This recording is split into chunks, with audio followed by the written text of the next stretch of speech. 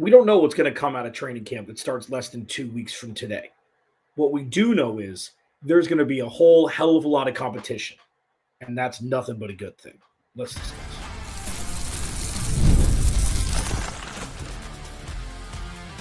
You are Locked On Cardinals, your daily Arizona Cardinals podcast. Part of the Locked On Podcast Network, your team every day. Alex Clancy here. Follow me on Twitter at Clancy's Corner. Follow the podcast at Locked On AZ Cards. Thank you for making Locked On Cardinals your first listen, free wherever you get your podcast and on YouTube, part of the Locked On Podcast Network, your team every day. 15 years in sports media in Phoenix. Crazy that it's been a decade and a half, 10th year, 9th season hosting this show. Thank you, everydayers, for hanging around with me. If this is your first listen to Locked On Cardinals, thank you. If you continue to comment negative things about me because you don't watch the show and you think you know about me, thank you. I love everybody. I want everybody to eat. I want everybody to watch. And hopefully this year there'll be more positive things to talk about than negative. But it starts with camp. Today's episode of Locked On Cardinals is brought to you by Monarch Money. Take control of your finances with Monarch Money. Use code LOCKEDONNFL at monarchmoney.com for 50% off your first year. So this is what we're going to do. Here's what we're going to do. Today, overview of camp. I know it's less than 2 weeks away, but I also know that it's 2 weeks away. Starting next week, we'll be back to 5 shows a week. What I thought I'd do today is do what I like to do with every little rung up the ladder with the offseason. Okay, this is where we're at watching this team. This is where they are in these situations. And then a month from now, after camp is over, it's like, okay, now this is where they are. I think incrementally discussing it as opposed to talking about the offseason as a whole all the time is better. Because you can kind of micromanage expectations, micromanage exactly what you'd like to see from this team, etc. So that's what I'm doing today. Starting next week, I will go full, for 2 episodes, I'm going to go 1 deep dive into the offense and all the competition with those position groups. And then I'm going to go to the defense the next day. Next week, I'm going to talk about the NFL 100 list and how I think it doesn't matter at all. And then I'll do a little segment about my Arizona Cardinals Mount Rushmore that is now out at Clancy's Corner and Locked On AZ Cards on Twitter that we can discuss. Today, what to avoid in camp. This is the most obvious segment for anybody that's watched this show for more than a year. I'm going to do that in the final segment. The floor raising. That's the overarching theme here. Regardless of what these competitions end up as and what the final depth chart looks like in week 1 in New Orleans, the floor is raising. I'll go more in depth about that in the second segment. But really, when it comes down to it, you could say the majority of position groups have competition going into camp. And for those that have been a fan for this team for a long time in some form or fashion, for those that have covered the team in some form or fashion like I have from the radio perspective and then now into this podcast, that's not the norm. It hasn't been the norm. It hasn't been in the same arena as the norm. It hasn't spoken the same language as the norm. It hasn't. When you look at years past roster-wise, you've got your studs, you got 4 of them, and then the rest are either rookies, second-year guys, or journeyman veterans, kind of seeing who would be the best, 2 and 3 in any sort of given position. There was no clear directive. There was no, if this doesn't work, then that's okay because this is already happening. And that's what we're experiencing now collectively as the Cardinals are on the precipice of hitting the biggest camp that they've had since Kyler Murray was drafted as quarterback. Because everything is on the line now. It's not like everything's on the line so they got to win a Super Bowl or it's a failure of a season. No. But everything's on the line. This is where the expectations people, the people who said, okay, you get 1 free year in 2023. You get 1 free year with Kyler Murray out the majority of the season. You got to do the proof of concept. That seems like eons ago. Last year, there was some who were like, no, the expectations start now because everybody's healthy. But still, the roster needed 2 full offseason cycles to be completely rebuilt. So now, as I've said, and, which is fine, 2025 is the year. It seems so far away, so it was hard to stomach when the new regime took over. But now, it's here. And listen, I'll quote one of my favorite movies ever as talking about this camp competition in Shrek, where there are layers to this. It's like an onion, or it's like don't nobody not like parfait, according to Donkey. There's layers to this competition in camp because every position group is different. Let me explain. Say it's the pass rush, okay? Say it's the pass rush specifically. What that room looks like is a whole bunch of dudes, okay? Not like, oh, it's only just a bunch of no-name guys and it's not, they're going to figure it out like it has been in years past. No. There's a hierarchy kind of loosely in place for what we think the depth chart's going to look like. It's going to be Josh Sweat. It's probably going to be Baron Brown, okay? And if that's the worst case scenario, that's pretty good. But then you've got guys like Jordan Birch. We don't know if he's going to be close to an every down rush or if it's going to be a situational bull rush, situation that he's going to be in, according to Nick Rallis. We don't know what Bija Ojulari is as a player at the NFL level. We saw the bend, we saw the burst when he came back his rookie season after being on the shelf to begin it, and then he was out the entirety of last season. So that's one layer in the pass rusher. But they've got guys. It's not like, oh no, they've got 3 dudes and let's hope it works. And they're going to kind of play musical chairs to see what the depth chart's going to look like. And then you look in the interior of the defensive line. That's another different onion layer or parfait layer if we're, moving with the Shrek motif here. It's established vets who have played meaningful snaps for over 2 decades combined in Dalvin Tomlinson and Calais Campbell. And then you've got Darius Robinson, who pretty much had a redshirt year last year for injury and, terrible family things that he went through. And then you've got Walter Nolan, who looked by as many as potentially the steal of the first round. How is that going to shape up? And then you've got guys like Dante Stills, Justin Jones, Bilal Nichols. Like, you've got a whole bunch of other dudes in the wings waiting to see what is going to shape up. So that competition is going to be fierce. But irrespective of what the final depth chart looks like, that is going to be a win-win for this team because they've got dudes. Now, looking completely differently, let's look at the safety room. There's going to be massive competition in camp for who's going to play strong safety alongside Budda Baker. Is it going to be Dadrian Taylor-Demerson? Is he going to supplant Jalen Thompson? Is this the year? Is this the time? Or are they going to go with Old Faithful with Jalen Thompson and see if Rabbit can take it from week 1 on? And then it's Keaton Crawford, the 7th-round pick. Safety looked like to be a steal out of Cincinnati. Like, is he going to get in on the mix right away? There's a lot of moving pieces there, but there's a lot more uncertainty as to what that depth chart's going to look like come week 1. Another layer. And then maybe the most important layer on defense for the Cardinals is the cornerback room. Not because they drafted Will Johnson, not because they've got Garrett Williams and Max Melton, not because Sterling Thomas, my fault, 100% is potentially looked to be that unsung depth hero in that room.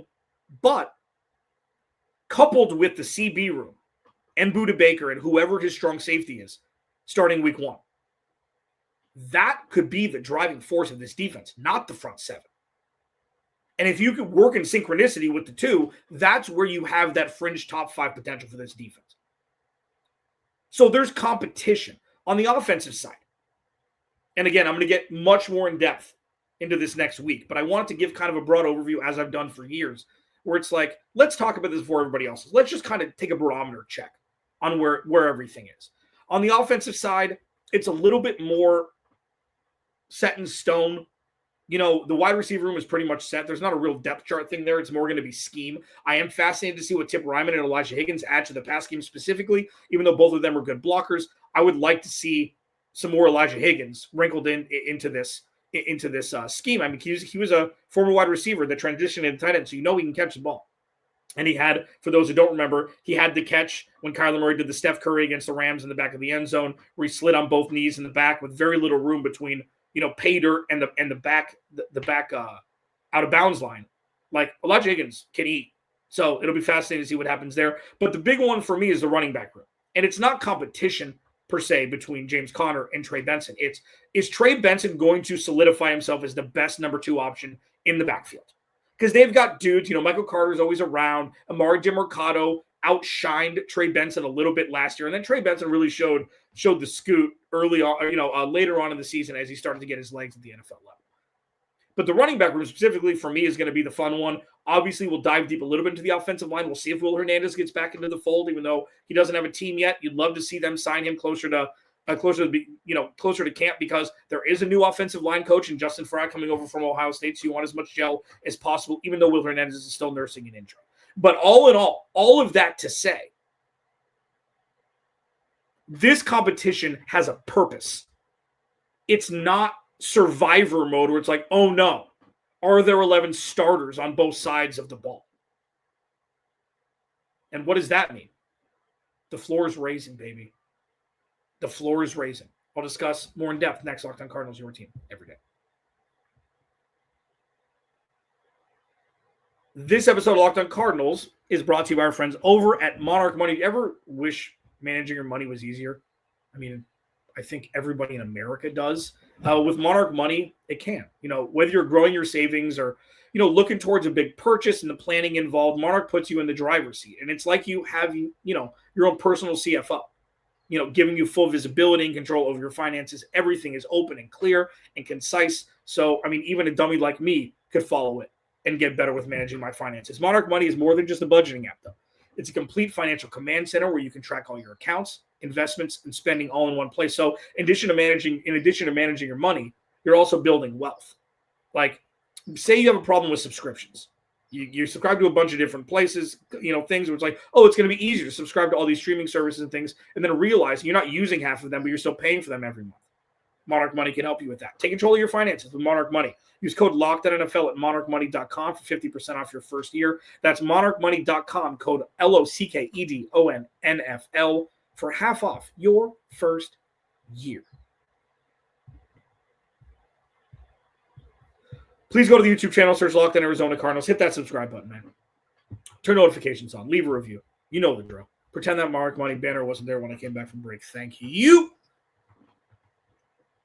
If you haven't checked out Locked On Cardinals Squad Show with Ben and Jamil and me, it's fun. 2 shows in, we're meshing like we've done this for a year. It's great. More content twice a week, throughout the year, throughout the season to complement, a double dip of my big dumb face. I know you asked for it. I know a lot of people asked for it, and now you're going to get it. And it feels good. You know what else feels good? The floor raising for this roster, this team, this structure, this ecosystem, this everything. As I've stated multiple times on this show, after last season ended, this season is about the floor, not the ceiling. This season is about trusting position groups to do their job on the down they need their job to be done. Whether that's converting a 4th and short to extend a drive on the offense, whether that's preventing a 4th down conversion with this new beefy up front 7 that the Cardinals have to maybe get the ball back after being down 10 and now only down 3 with a minute and a half left. A higher floor team is always more stable than a higher ceiling team. A higher floor team is more trustworthy. They do things the correct way and execute better more than teams with a lower floor. And a higher floor team is not as sexy potentially as a higher ceiling team, but sexy doesn't win Super Bowls. It can as a byproduct. But being able to trust your dudes to do their job on the down you need them to do it, or the series of downs you need them to do it in crunch time, that's what all this is about. And not shooting yourself in the foot on the way so you could be in those situations during crunch time to allow your dudes to do their job during crunch time when you need them to do it. And that's what's happening here. This team is unrecognizable compared to where they were in 2022. Unrecognizable. The compound interest of not just nailing drafts. And for those, who are like, well, they haven't nailed a draft yet. We haven't seen it yet. Agreed. That's fine. But when it comes to statistically, analytically, common sensely, doing things, Monty Osborne has drafted big-name dudes from big-name schools. Could be worse. A lot less Fordhams than there are now. I don't know why Chase Edmonds catches the stray there. But it's what I remember. The floor is raising. So instead of, well, who's going to be the lead pass rusher in this room? Like we experienced last year, because it was still an incomplete. It was still an incomplete. Now it's who's going to compete with Josh Sweat to be the second pass rusher? Who's going to compete for snaps out of all these dudes who are equipped to do so? Who's going to be the guy? Is Baron Browning going to be the dude, or is Jordan Birch or BJ Ojulari going to take over that second role? Obviously, depending on scheme. They have a bunch of different schemes, a bunch of different packages. Nick Rallis and Jonathan Gannon, they don't do things normally, and it's tended to work out for them. It's not going to be who can the Cardinals look to be the cornerback one, whether it be playing in the slot or playing outside. Now is Max Melton going to hold his spot as the incumbent at CB1 on the outside? Or is Will Johnson going to run in and be like, yo, I cannot believe that everybody allowed me to drop to the 40s. Look at what I can do. There's no real downside to any of these competition groups. Now, the only one that it could be, and we're going to discuss this next week, is the off-ball linebacker spot. Is it going to be Cody Simon? Is it going to be Akeem Davis-Gaither? Is it going to be Owen Papo? Is it going to be somebody that they bring in? Like, what if they bring Kazir White in? We have no idea. We have no idea. I'm not saying they will. I'm not saying they should. That's not a conversation. But that may be the only real one where it's like, what happens if this doesn't work? But as I've said multiple times, like, that is a very cocooned position around this defense with a vaunted front and a vaunted secondary. It can be masked if need be. Not necessarily saying it will be or should be or need to be, but that looks like the weakest position group on paper. But irrespective of that, I'm going to dip back into my purse of the same thing I've said 100 times in this show, this segment. The floor is raising, and it's obvious. And this season is about the raising of the floor, not the raising of the roof. Raise the roof? Are we doing that in the year 2025? Raise the roof? When did that peak? Like 2002? It's a good year. 2003? It was a good year. And we're back. The floor is moving in the right direction. And the competition in camp will only solidify, strengthen, and elongate the raising of that floor. And you're here for it. What to avoid? What do you need to avoid during camp and all these competitions? We'll discuss it next.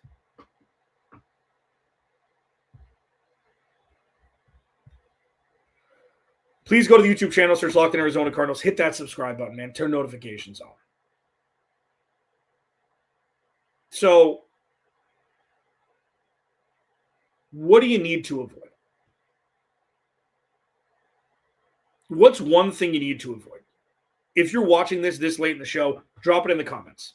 There's one thing that I say that you need to avoid in camp. It's the only real thing you need to avoid, aside from injuries, obviously, because knock on wood, you never want anybody to get injured. My disclaimer doesn't matter if it's an enemy or if it's a player on the team. You need to get help if you think that way. That's my disclaimer. That's as fast as I can talk about it. Fast as I can talk. Like those FDIC people at the end of shows. They speed that up. There's no way people can talk that fast. What's the one thing you need to avoid? I need it from a couple of you because it's obvious. The oh no moments. Okay, that's one. Okay, that's one. Injuries, obvious. But the oh no moments like, oh boy, Trey Benson is struggling. Oh boy. Michael Wilson maybe doesn't have the burst that, maybe he's just, his third year, maybe he's not the dude that people thought he was going to be. I'm not saying that, I'm just using him as an example. Oh no, Cody Simon looks lost out there. Jordan Birch isn't really getting that push. The oh no moments. This is going to be more in the actual games. This is going to be more in August. But you can still see it in camp. But that's what really to avoid. The other thing to avoid is expecting, because camp went so well, that you got to go that way and have that in the back of your head before actually seeing games. And I'm not saying Jonathan Gannon's going to do it. I'm not saying Nick Rallis or Drew Petzing or anybody Monty Osfer are going to do it. But camp is fun. Camp is telling. But it's not. It's the prologue. You're not even getting chapter 1 yet. So, and this is a conversation I'll have maybe next week. It may be too early. But who's going to get snaps during the preseason games shouldn't solely be predicated upon production in camp, where it's like, oh, Will Johnson is 100% playing outside alongside Max Melton with Garrett Williams in the slot. He's going to be CB1. It's obvious. Agent Zero is going to be, it's going to be him. These guys got to play regardless. So what to avoid is not just to not overstate the good that has happened, not overblow the good that's going that you see. And I think, one honorable mention thing here, aside from oh no and just, holding too much weight in it. I'm not saying they would do that, but it's just got to be on the list. What to avoid is minimizing reps for Kyler Murray and his pass catchers.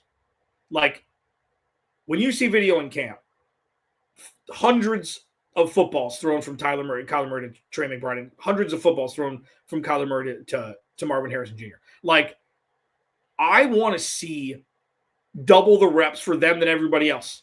Like, this going into 2025 needs to be a no-doubter.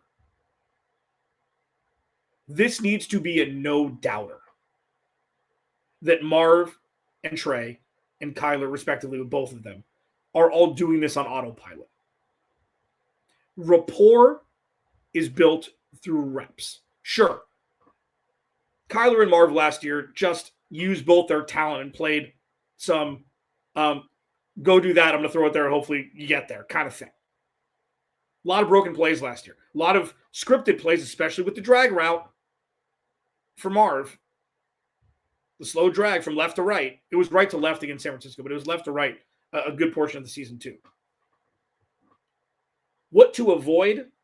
Minimizing reps with dudes who you already know are going to be the dudes in 2025. You want to make it so painfully obvious that opposing defensive coordinators will need to figure out if they need to bracket Marv or bracket Trey or both. And then that's when you wrinkle in Michael Wilson, Greg Dortch, Zay Jones, Quez Watkins, whoever the hell it is, the run game, receivers, Elijah Higgins, Tip Ryman, whatever it is.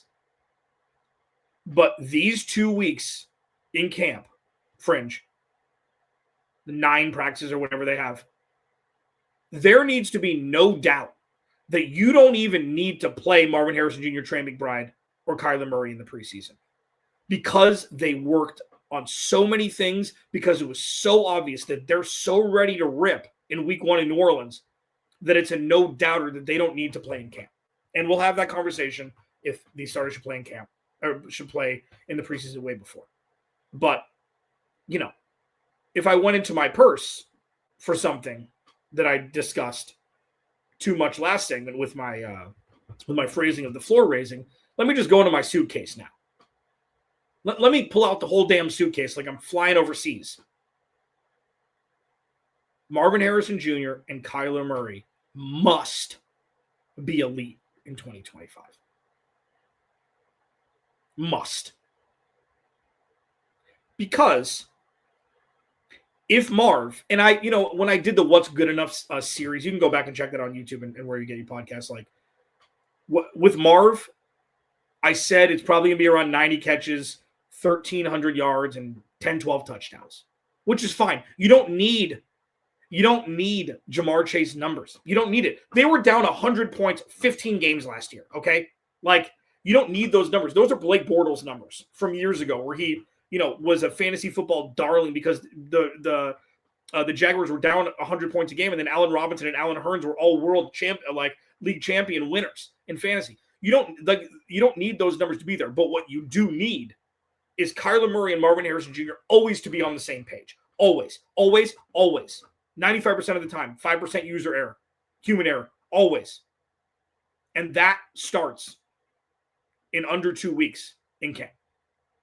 24th, I think. It starts in under 2 weeks. And it cannot slow down. The locomotive cannot backtrack. It cannot run out of gas. It cannot need new brakes. That needs to be a mainstay, just like it is with Trey McBride. Because if there are two of those demons that Kyler Murray's throwing the ball to, that's what truly will unlock the beauty of this offense, because it gets everybody else involved, one-on-one coverage against the third corner, or a safety dropping down into the slot, or a backer on Greg Dortch because they got to bracket the other two dudes. Like, that's what completely unlocks the offense. So what to avoid in camp? 1, the oh no moments. 2, obviously injuries. 3, not overstating production, especially by rookies, because you got to play them in the preseason also. And 4, and probably most importantly, but it goes without saying, Marv and Kyler especially, because Trey's already there, need to be autopilot going into week 1. And it starts in less than 2 weeks.